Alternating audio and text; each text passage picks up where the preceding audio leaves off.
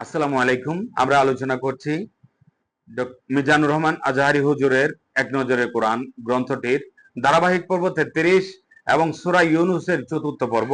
এই চতুর্থ পর্বে আলোচনা হচ্ছে কেস স্টাডি। কেস স্টাডির মধ্যে বলা হচ্ছে ইউনূস আলাইহিস সালাম তার জাতিকে দাওয়াত দিলেন, কিন্তু লোকজন তার কথায় সাড়া দিল না। তা দেখে মন ক্ষুণ্ণ হলেন ইউনূস আলাইহিস সালামের। সিদ্ধান্ত নিলেন অহংকারী জাতিকে ত্যাগ করার। তারপর চড়লেন এক জাহাজে, একেবারে ভিন্ন কোনো দেশে চলে যাবেন। আল্লাহ ব্যাপারটা পছন্দ করলেন না। তার ইচ্ছাকে এক বিরাট মাছ দিয়ে মাছ গিলে ফেললো ইউনূস আলাইহিস সালামকে। নবী তার ভুল বুঝতে পারলেন। মাছের পেটে নিকষ অন্ধকারে বসে দোয়া করলেন, রব আমার, আমি নিজের উপর জুলুম করেছি, তুমি যদি ক্ষমা না করো তাহলে আমার আর কোনো উপায় নেই। তখন আল্লাহ তাকে ক্ষমা করে দিলেন। ইউনূস আলাইহিস সালাম এর এই ঘটনা প্রত্যেক দাও তো বটেই, প্রত্যেক মুসলিমের জন্য একটা বিরাট রিমাইন্ডার। সেটা হলো দাওয়াতের কাজ করতে গিয়ে আশা হারানো যাবে না।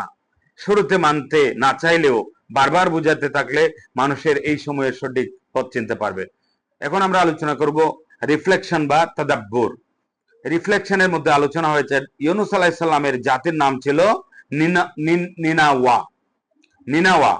কোরআনে অতীতের যতগুলো জাতির ঘটনা এসেছে এর মধ্যে একমাত্র ব্যতিক্রম এই নিনাওয়া জাতি। কেননা তারা শান্তি আসার আগ মুহূর্তে ঈমান এনেছিল। ঘটনাটা এরকম, ইউনূস আলাইহিস সালাম তার জাতিকে দাওয়াত দিলেন, এক আল্লাহর উপর ঈমান আনতে বললেন, কিন্তু তার জাতি সেই তাকে ডাকে সাড়া দিল না। প্রথমটাই গুরুত্বহীন কাজ নিয়ে তারা ব্যস্ত রইল। ইউনূস আলাইহিস সালাম তখন মনের অভিমানে তাদেরকে ছেড়ে দিয়ে চলে গেলেন। যখন তিনি চলে গেলেন তখনই তাদের হুঁশ ফিরল। ভীষণ ভয় জেঁকে বসলো তাদের মনে।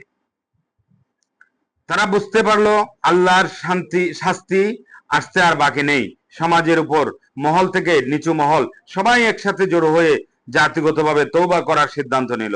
তাদের এই নজিরবিহীন ঐক্যবদ্ধতা তাওবা দেখে আল্লাহ খুশি হলেন, শাস্তি উঠিয়ে নিলেন আর ইউনূস আলাইহিস সালামকে বললেন জাতির লোকদের কাছে ফিরে আসতে। এখান থেকে আমরা অত্যন্ত গভীর একটা শিক্ষা পাই, তা হচ্ছে পাপটা যত বড়ই হোক না কেন তবু শাস্তি থেকে বাঁচা যাবে যদি তওবা হক হাটে হয় আর সিদ্ধান্ত হয় সামষ্টিক। তার মানে আমাদেরকে কালেকটিভ অর্থাৎ সবাই মিলে তওবা করতে হবে। কালেকটিভ তওবা শব্দটিকে সবার কাছে পরিচিত করানো প্রয়োজন। গোটা সমাজকে তওবার দিকে ফিরে আনতে হবে, গুনাহকে সমাজ থেকে বিদায় নিয়ে দিতে হবে চিরতরে। তবেই আল্লাহর পাকড়াও থেকে বাঁচা সম্ভব। আমরা সত্যিকার অর্থে বুঝতে পারছি যে তওবার গুরুত্বটুকু। ধন্যবাদ সবাইকে। আসসালামু আলাইকুম।